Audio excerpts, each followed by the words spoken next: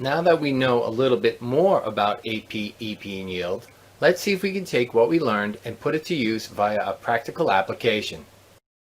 You need to determine if you have purchased enough product to meet the demands of a function that your organization is having.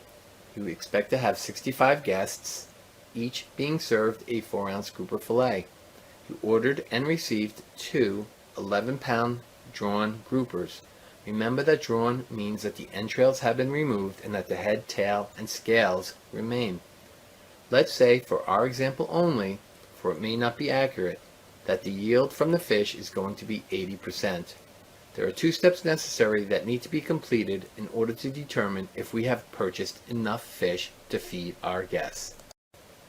Always jot down the givens to make these easier. To solve, we need to first determine the total EP required to meet the demands of the function. To find, multiply the number of guests by the portion size being served to get a total EP of 260 ounces. Now convert this into pounds, since this is what the purchased weight is in, by dividing by 16. This results in 16.25 pounds of EP product required.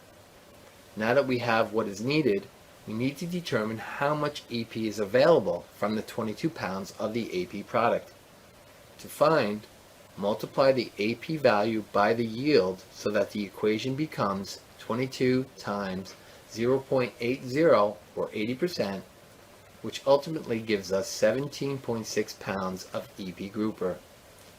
Lastly, we need to compare the EP values of what is needed, which is 16.25 pounds, against what we have, or 17.6 pounds, to see that in fact we do have enough product to meet the demands of the function.